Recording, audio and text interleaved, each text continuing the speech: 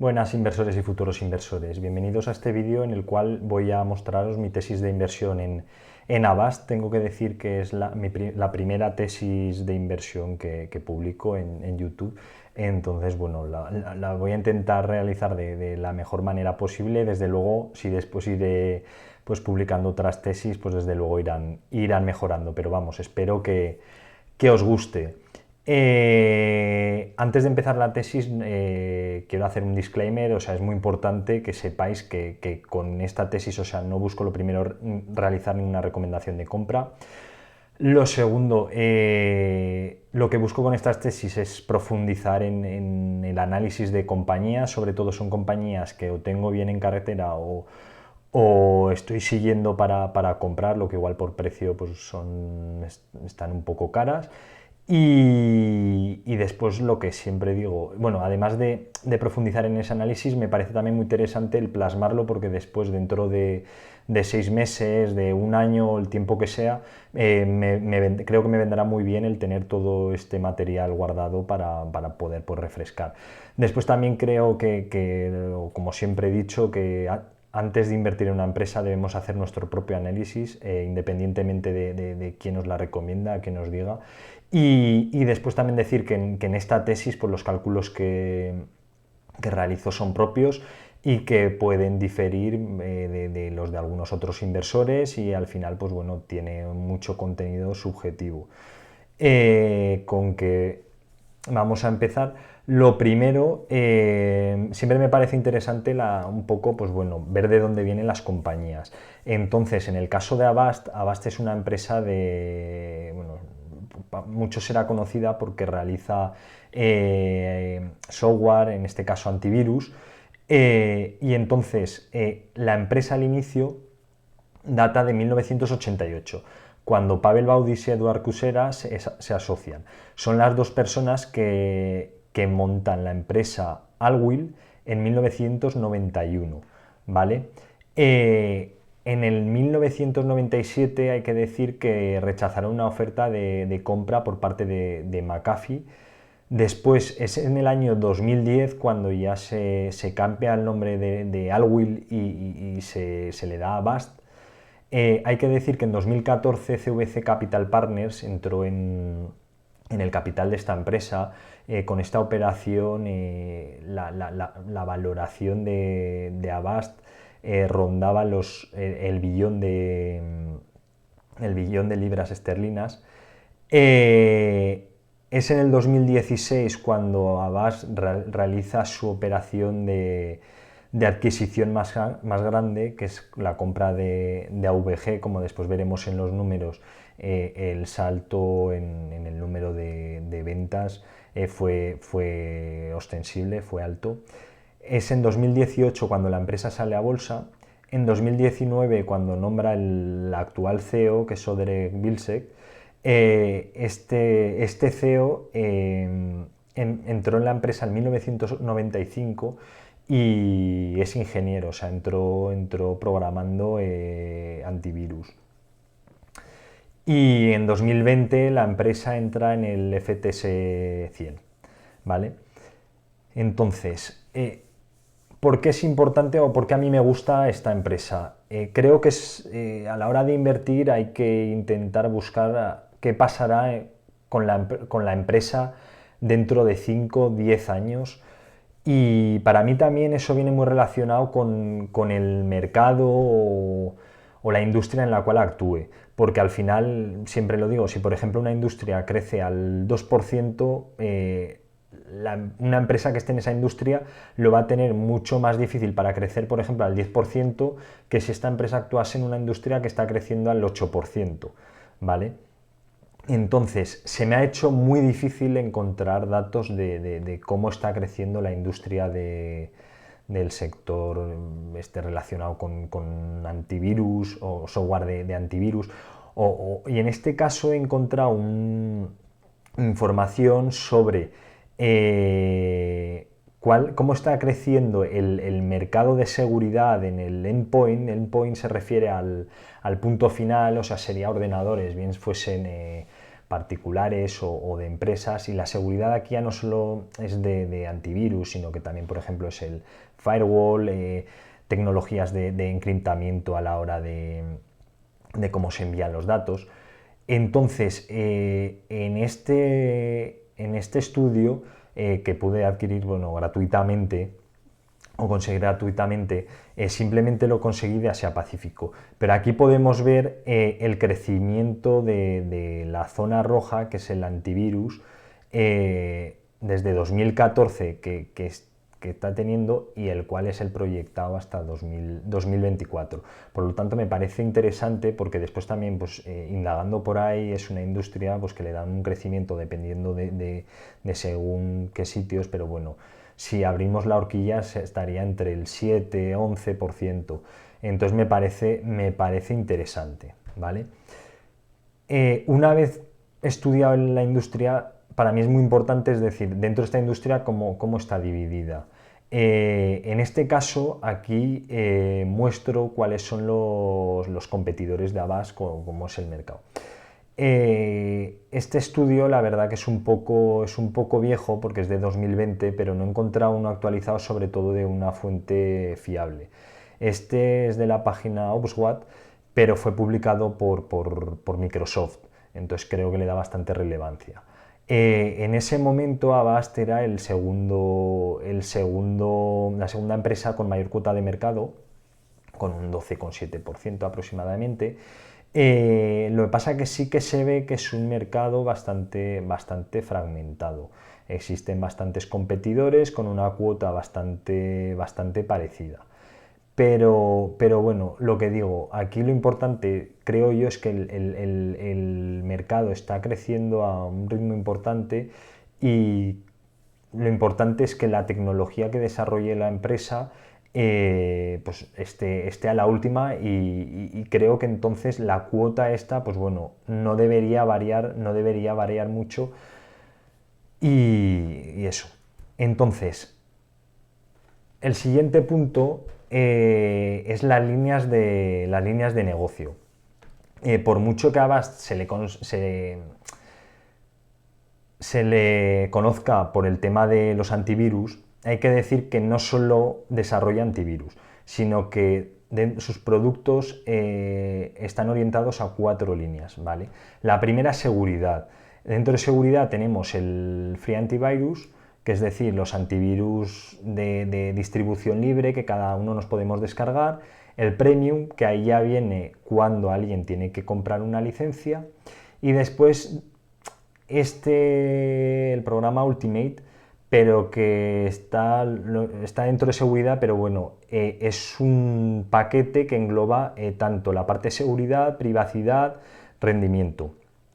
Pero bueno, lo engloba en seguridad.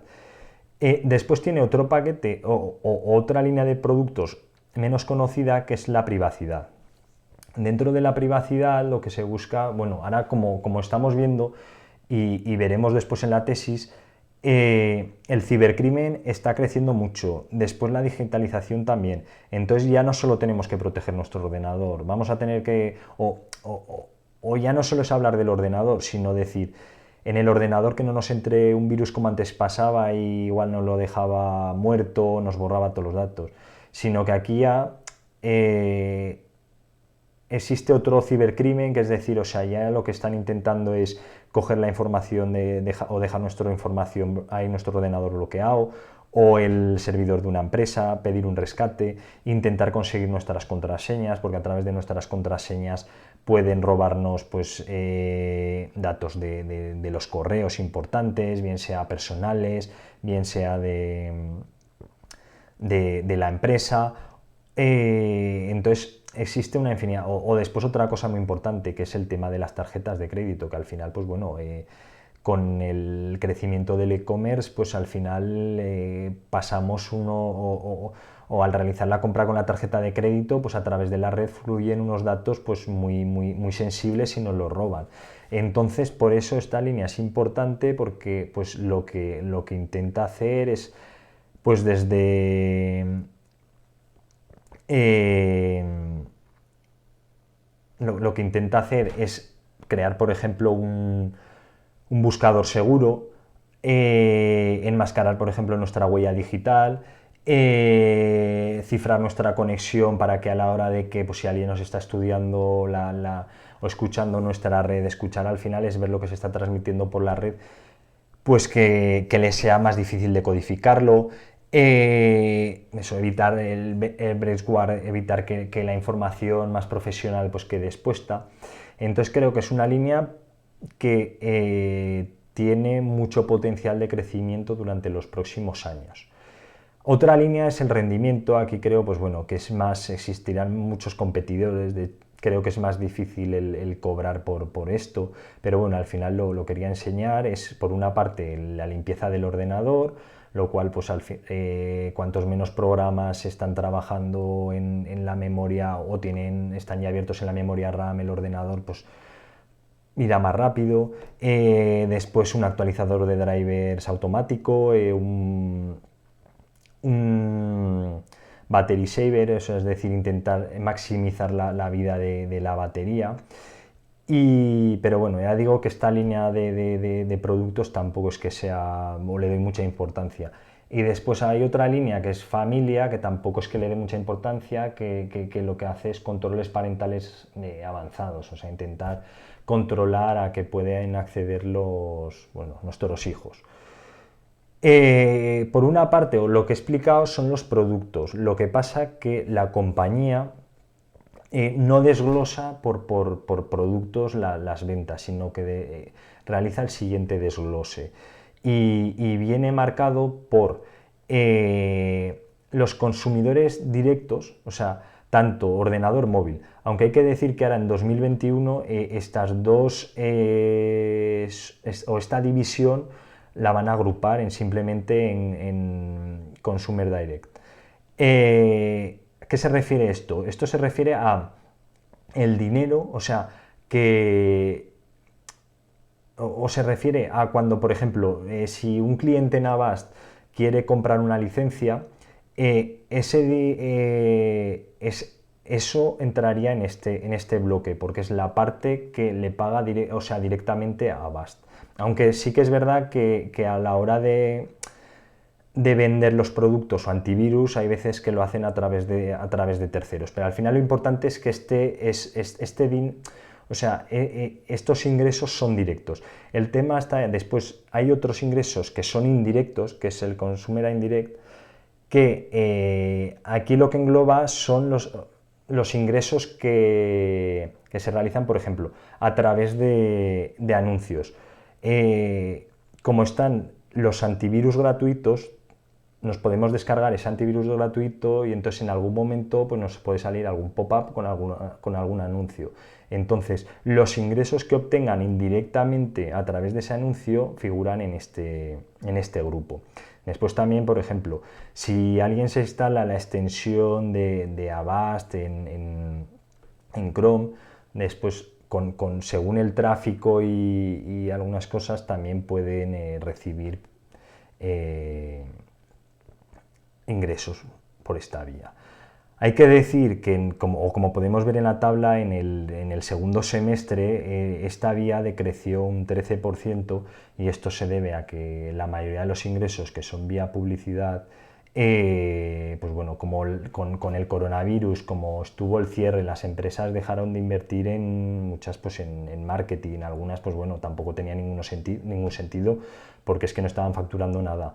Entonces, por eso se ha producido ese decrecimiento. Después está la línea SMB, que a lo que se refiere son soluciones ad hoc para empresas.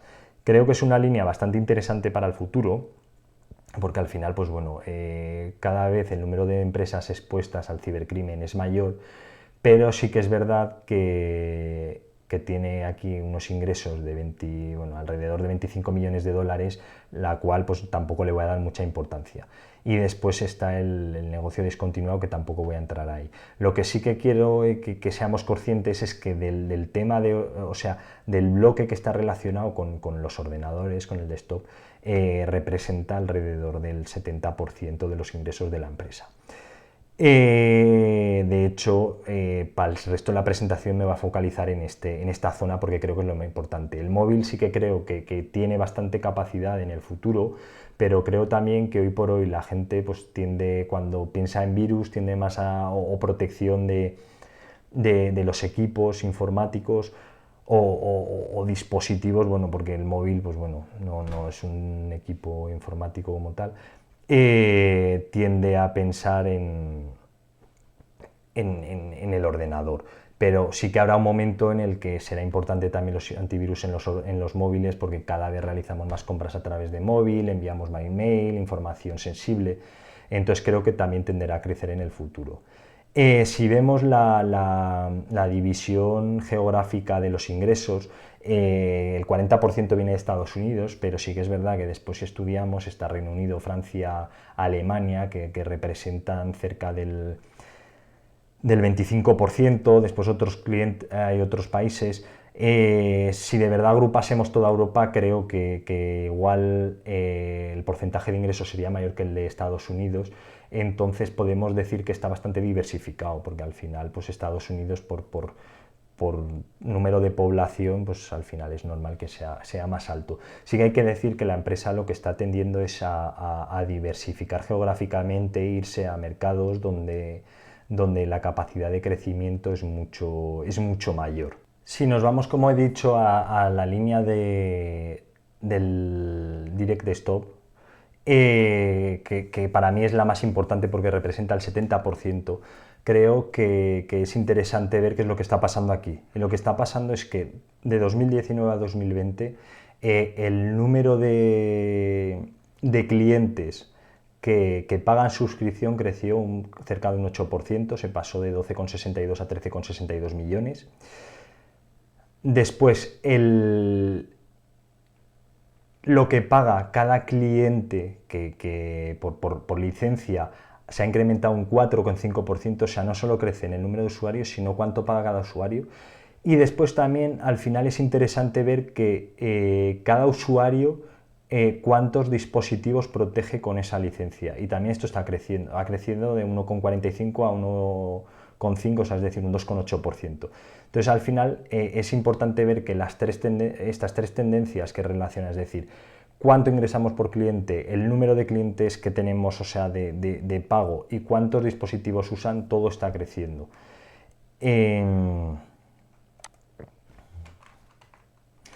Después también es interesante quiénes o las personas clave de la empresa. Entonces, como he dicho, las personas clave de la empresa son tres. Lo primero, o las dos primeras son las que lo fundaron, que son Pavel Baudis y Eduard Kusera, que el primero tiene el 25% de las acciones y el siguiente el 9,7% de las acciones.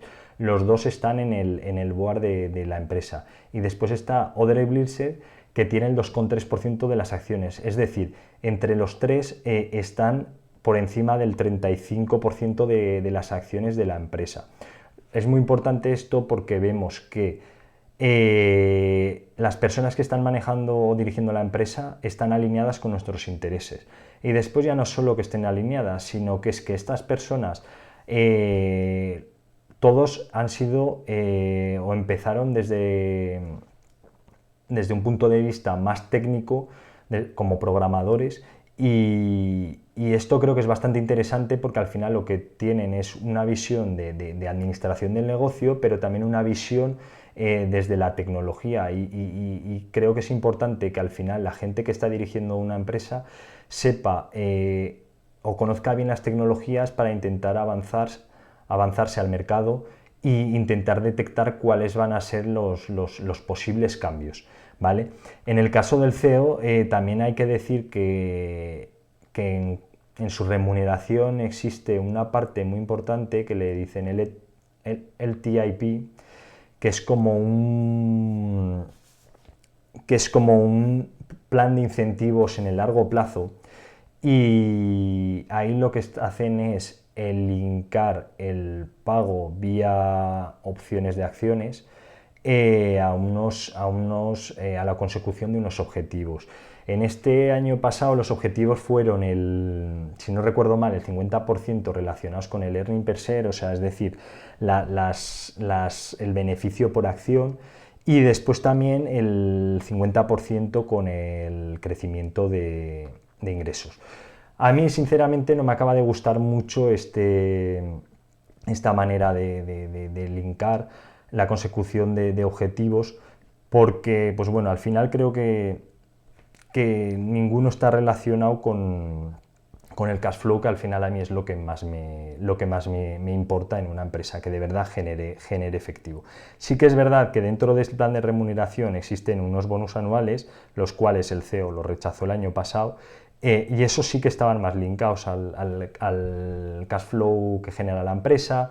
Después también estaban linkados al crecimiento orgánico, a la satisfacción del cliente, los cuales creo que generan mucho más valor en el largo plazo.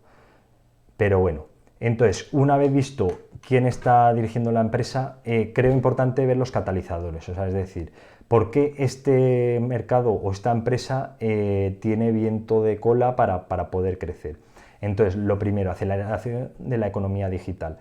Cada vez usamos más los ordenadores para todo, existen más, todo se está digitalizando, pues bueno, antes íbamos a comprar todos los productos a las tiendas, ahora por ejemplo tenemos Amazon, entonces con todo esto cada vez los datos fluyen más en la red y de una manera u otra todos estos datos hay que protegerlos, tanto los datos que fluyen en la red como en el endpoint, es decir, en el punto final, bien sea un ordenador, bien sea un móvil.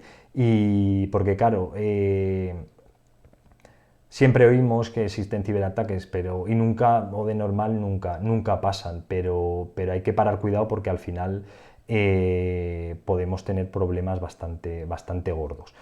Después también la empresa me gusta porque tiene una buena diversificación de las ventas, como he dicho,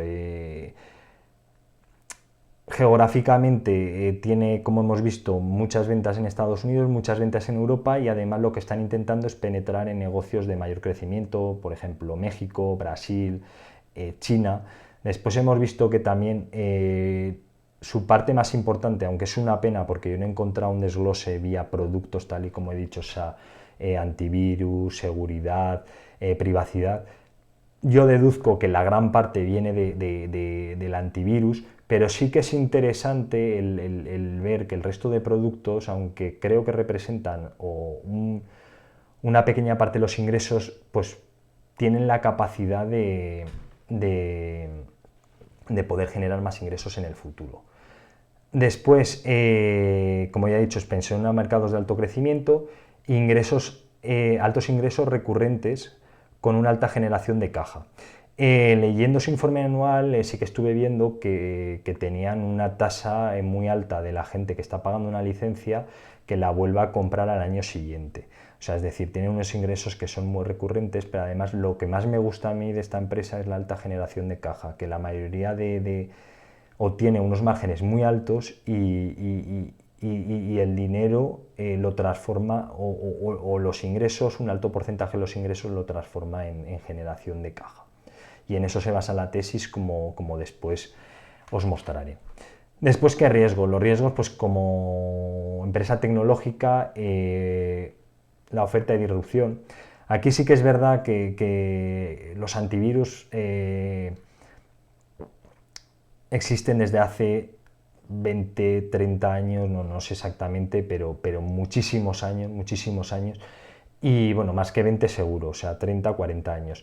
Y es muy difícil, o sea, creo yo, que exista algo o una disrupción en este campo, por lo tanto creo que es bastante interesante esta empresa.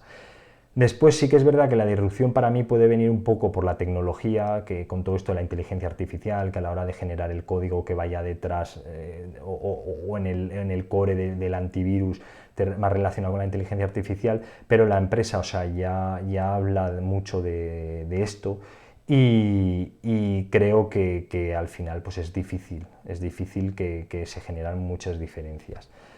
Después, los competidores, esto sí que es interesante porque es un mercado fragmentado, la entrada de muchos más competidores pues al final reduciría más cuota de mercado. Después también existen algunos players bastante grandes, como por ejemplo Windows, que tiene el Windows Defender. No creo yo que Windows entre en antivirus con licencia, pero porque, bueno, de una manera u otra, pues cuando tú te instalas o compras una licencia de Windows, pues ya estás pagando ahí una parte, pero bueno, nunca es descartable. Entonces esto sí que es un punto importante a seguir. Después, para mí, otro punto importante es la fuga de talento. Al final, en estas empresas tecnológicas siempre existen unos ingenieros clave y creo que es importante retenerlos y que si se van es importante.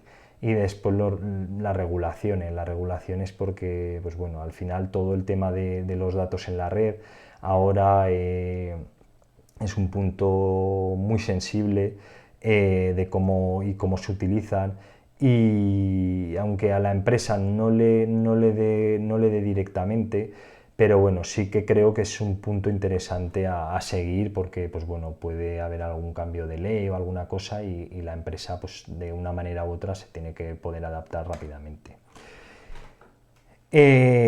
Ahora vamos a estudiar el balance de situación, el balance... no, aquí estoy mirando que me he equivocado a la hora de poner el balance de situación y sería la cuenta de pérdidas y ganancias. O sea, error. Lo siento por mi error. Pero bueno, vamos a estudiarla que al final el contenido sí que está. En 2020, como hemos visto, han crecido los ingresos. Estaríamos hablando, creo, lo estoy calculando ahora más o menos de memoria, en torno a un 4%. Hay que decir que aquí ha caído mucho, como hemos visto, los ingresos por la parte indirecta, porque, por publicidad de empresas. Pero bueno, lo que vemos es que en un año duro como el del coronavirus, la empresa aún así creció. Después vemos que el gross profit es también, o sea, es muy alto, es muy alto. O sea, el margen de la venta es muy alto. Estamos hablando de en torno al 70%. Si después vamos desglosando, sí que hay que decir una cosa que quería destacar, que lo he leído en el informe anual, que si no recuerdo mal, entre el 40-50% del personal de la empresa son ingenieros, lo cual pues, es interesante ver cuánto están invirtiendo en I+D. De hecho, representa prácticamente el 10% de sus ventas, ¿vale?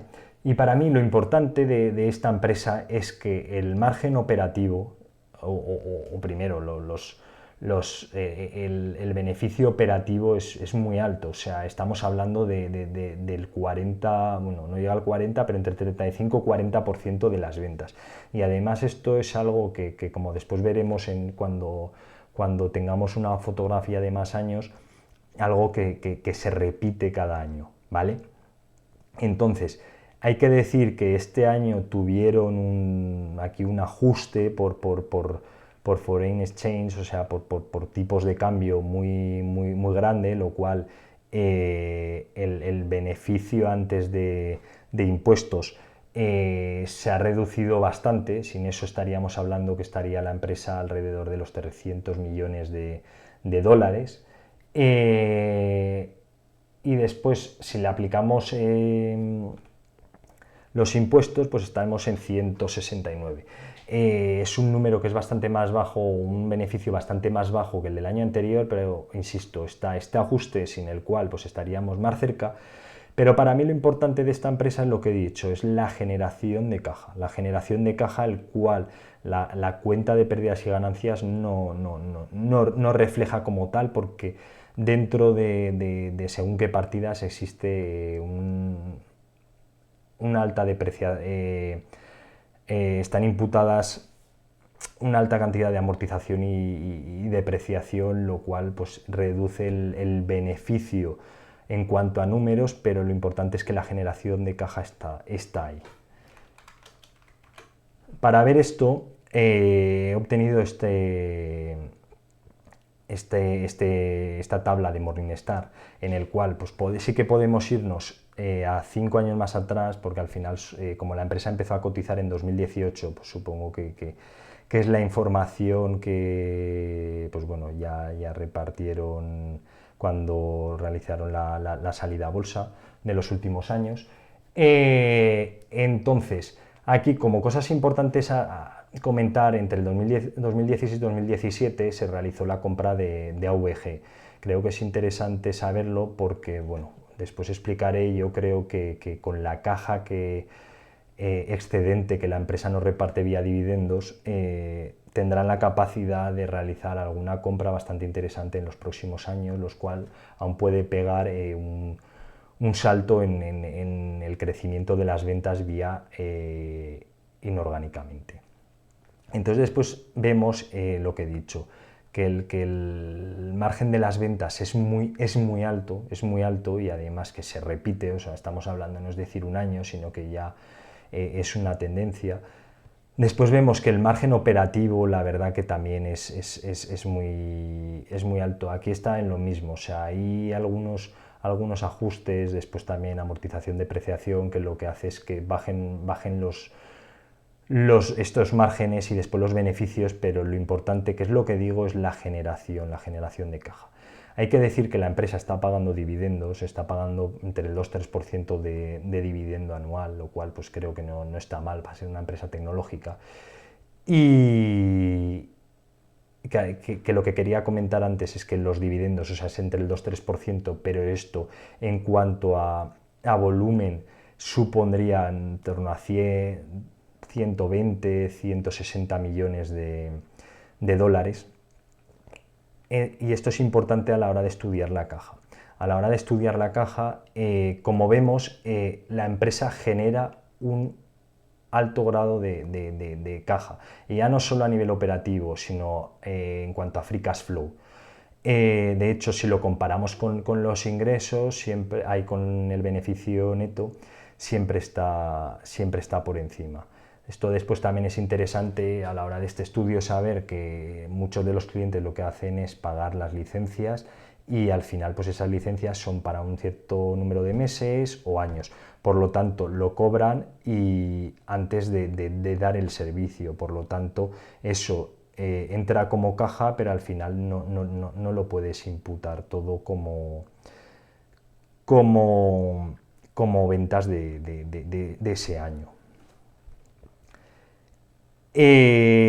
Después, por último, lo que me parece interesante también en relación a lo que he dicho es que el working capital es negativo, porque al final nos estamos financiando, o la empresa se está financiando con el pago de las licencias por parte de sus clientes, ya que lo cobra antes de prestar el servicio. ¿Vale?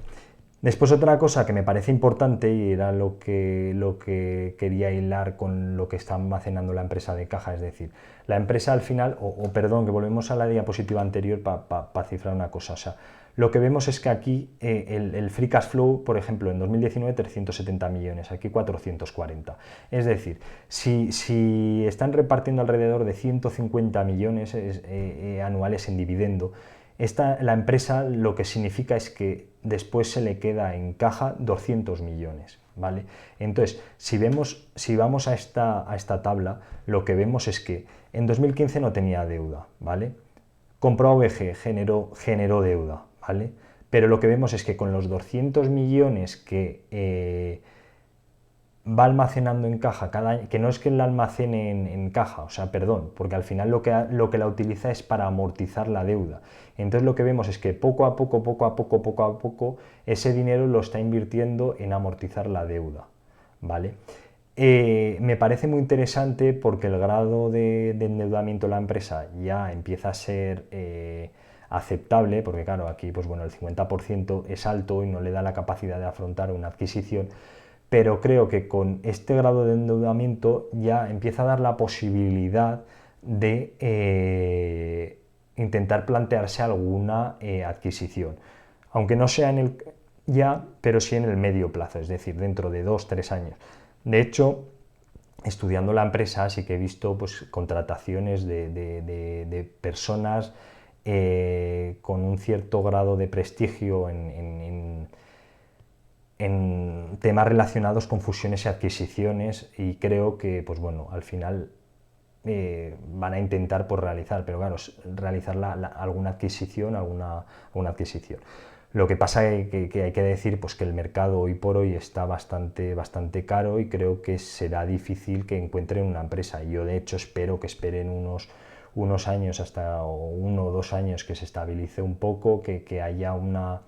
porque al final ha habido una expansión de múltiplos en los mercados, entonces espero que se realice una contracción de múltiplos en el cual pues, que la aprovechen para realizar alguna adquisición, porque creo que a estos múltiplos es muy difícil generar valor en el largo plazo. Pero bueno, lo importante es que la empresa está generando caja y esa caja parte la distribuye a los accionistas vía dividendos y el resto la está guardando para realizar alguna adquisición. Si volvemos atrás, que creo que es importante esto último, el número de acciones de la empresa, que al final es interesante porque a veces crece mucho y diluye el precio de la acción, ha crecido muy poco y este crecimiento también está relacionado con un alto grado de entrega de acciones de acciones a los trabajadores para alinearnos con la estrategia de la empresa, tanto al CEO como que él fue nombrado en 2018-2019, como a algunos trabajadores clave, ¿vale? Entonces, ahora ya para finalizar, pues bueno, vamos a intentar plasmar, es decir, si la empresa está cara, no está cara, un poco el precio. Primero realizar una valoración por múltiplos. A mí la verdad la valoración por múltiplos no me gusta, no es de mi total agrado porque es muy maleable. Pero bueno, quería plasmar un poco viendo con competidores. El problema que he tenido es que algunos de los competidores no son empresas públicas y después otros competidores pertenecen a empresas más grandes, como por ejemplo puede ser McAfee, que pertenece a Intel. Entonces no tengo esos números. Pero aquí hay algunos que o he intentado poner dos competidores, que es Symantec, que es Norton, y después Trend Micro, que es una empresa de antivirus japonesa. La verdad me parece muy interesante porque la vi cuando realicé el estudio de competidores y después estos múltiplos, y me parece una empresa muy interesante a seguir, muy parecida a Avast, que genera una gran cantidad de caja. De hecho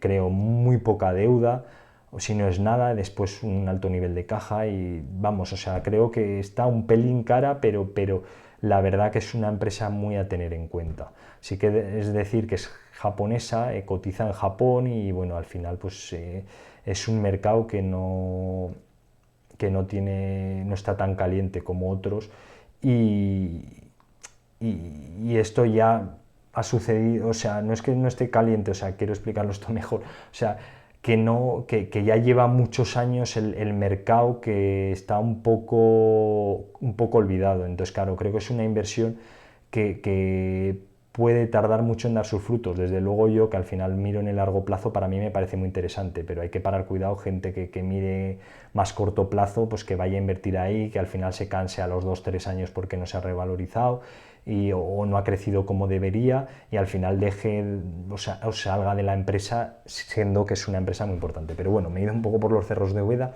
A donde voy por los múltiplos, lo que vemos es, en cuanto a precio-ventas, están bueno, está más cara, muy parecidos, Trend Micro por debajo, pero bueno, al final lo importante es que los márgenes de Avast son muy altos y mientras los mantenga,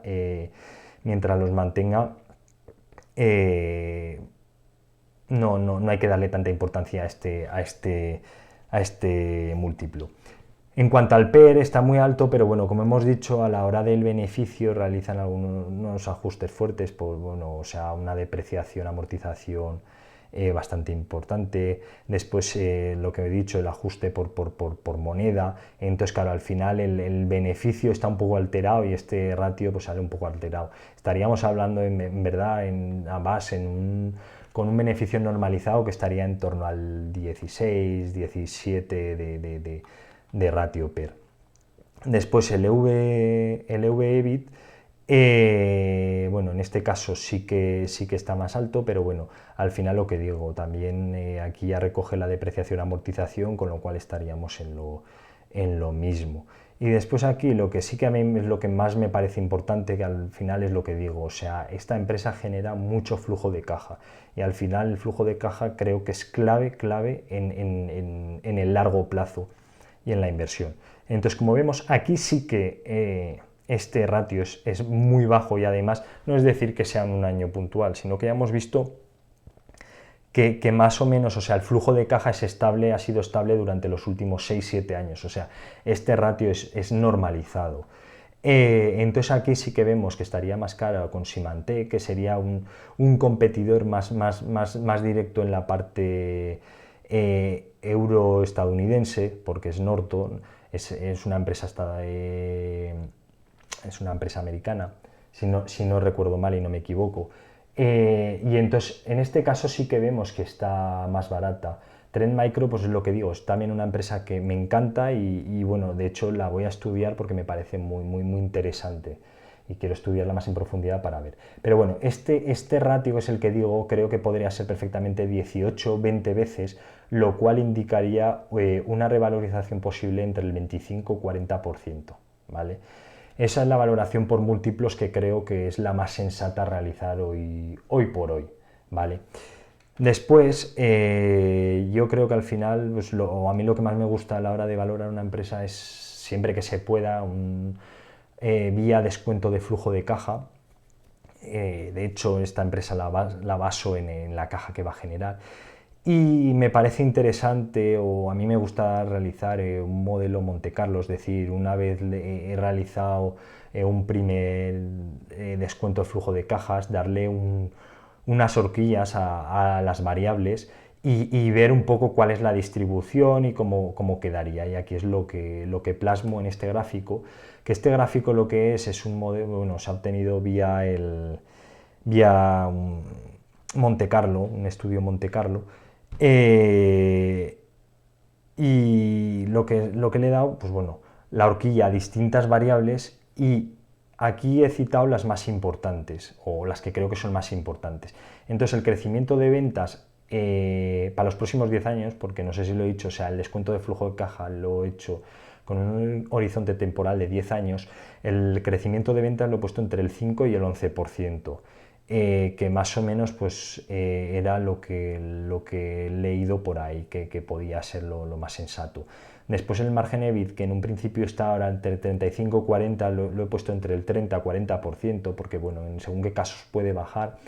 Después la tasa impositiva que no estaba en el contenido, pero no lo he llegado a mostrar o a hablar de ello, está al 20%, entonces he puesto entre el 16 y 24%, y el coste de capital de 5,75, 7,75. Al final es lo que he dicho también al inicio, esto es un poco subjetivo, sobre todo el coste de capital. Pero bueno, con estos datos, lo importante es que si hago la distribución y obtengo los percentiles, en el percentil 25, o sea, es decir, en el 75% de los casos, mi precio estaría por encima del 7,57, lo que da una valoración con respecto al precio actual del 10%, ¿vale?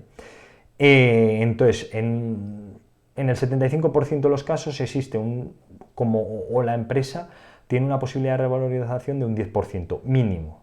Eso es lo que obtengo yo. Después, si nos vamos en el caso de la mediana, que sería el percentil 50, en este caso, en el 50% de los casos, la empresa tiene una revalorización media o tiene un potencial de revalorización mínimo, más que medio, mínimo del 18,38%. Entonces, esto indica que es una empresa que creo que está un pelín infravalorada, un pelín. Hay que decir que el precio, creo que cuando realicé este estudio era estaba en torno a 6,9 dólares, ¿vale? Esto es lo que hago, es que el tema está en que la empresa, yo la compré en Londres, lo que pasa que todos los números en el informe anual están en dólares y lo que hice fue pasar la cotización de libras a dólares y entonces era 6,9, alrededor de 6,9. Entonces es lo que digo, yo creo que existe a los precios actuales capacidad o está un poco infravalorada, pero insisto en que me baso en el crecimiento futuro, en el crecimiento futuro. Y de hecho, repito, estos números están o pueden estar muy alterados por el coste de capital que he metido o que he imputado. Pero si nos vamos a analizar, y por último, esto no está en una diapositiva, pero la empresa de una manera más sensata, lo que tenemos es que, por un lado, si compramos la empresa, recibimos entre el 2-3% del dividendo anual, ¿vale? Después, además, la empresa, siempre y cuando no varíen mucho los márgenes, no haga una barbaridad con la financiación y se endeuden muchísimo, está creciendo en torno al 7-11% orgánicamente.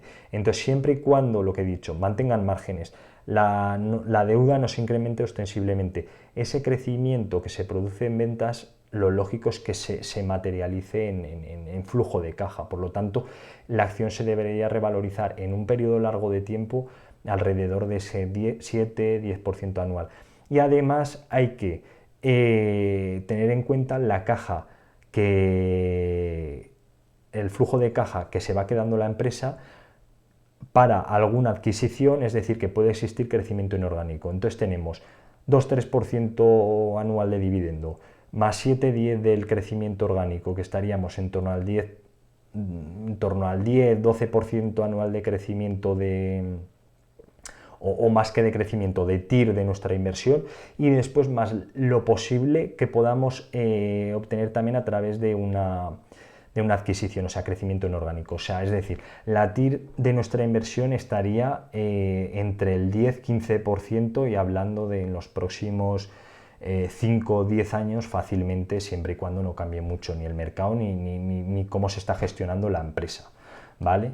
Y ahí es donde creo que es lo más sensato y lo importante a tener en cuenta. Y ya por último me voy a las conclusiones.